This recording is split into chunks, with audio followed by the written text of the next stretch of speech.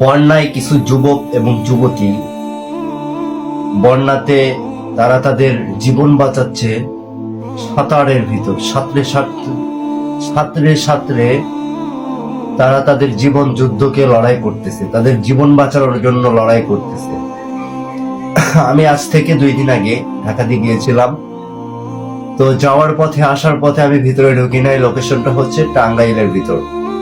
তো কিছু লোকদেরকে দেখলাম তারা নৌকাতে রাস্তা দিয়ে আসতেছে, এত পানি, বাড়ি ঘর ডুবে গিয়েছে, কেউ মাথাতে হাত দিয়ে পেরেশান চিন্তার ভিতর আছে, এরকম সিচুয়েশনে তারা আছে। তো জানি না আল্লাহ তাআলা কাদের সাথে কার কোন বান্দাদের সাথে পরীক্ষা নেয়। সো এতটুকু জানতে পারি যে আল্লাহ তাআলা যাদের সাথে যত পরীক্ষা নেয় তাদেরকে আল্লাহ তাআলা পরকালেতে তত সুখে রাখেন।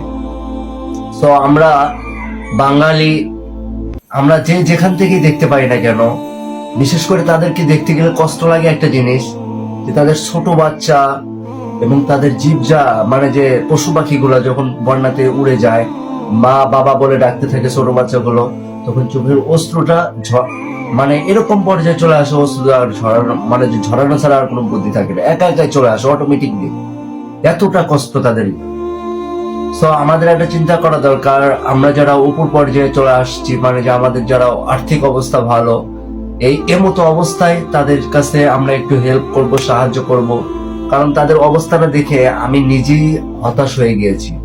আসার পথে দেখলাম, যখন ঢাকা থেকে আসতেছিলাম তখনও দেখি এই সেম অবস্থা, একজন মহিলা একজন পুরুষ মানুষ রাস্তা দিয়ে হাঁটতেছে, গল্প করতেছে, মাথায় হাত লাগিয়ে টেনশন করতেছে এই পানি কবে শুকাবে। আর এক জায়গায় যাওয়ার সময় বাস ঠেকাইলো, সেখানে এক ভাই বলতেছে যে আরে একদিন যদি বৃষ্টি হতো তাইলে আমার বাড়িও উড়ে মানে যে বন্যাতে ভেসে যেত।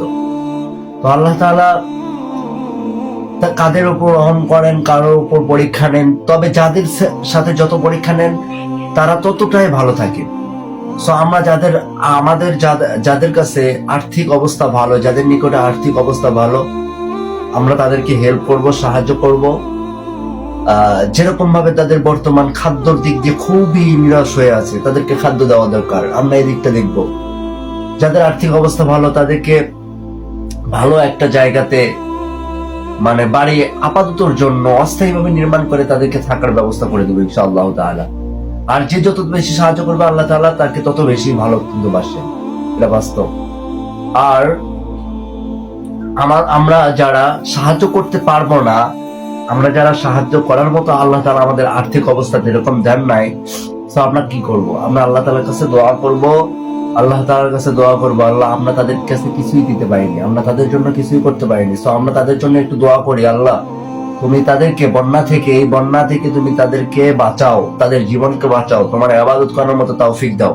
তাহলে ইনশাআল্লাহ তাআলা এই দোয়া ইনশাআল্লাহ তাআলা কবুল হবে। তারাও আমার আপনার মুসলিম ভাই, তারাও আল্লাহর উম্মত, তারাও আল্লাহ তাআলার বান্দা এবং নবীজি সাল্লাল্লাহু আলাইহি ওয়াসাল্লামের উম্মত। সো আমরা এগুলো জিনিস মাথায় রেখে ইনশাআল্লাহ তাআলা তাদের জন্য দোয়া করব, যাদের আর্থিক অবস্থা ভালো তারা তাদের পাশে দাঁড়িয়ে যাবে ইনশাআল্লাহ তাআলা।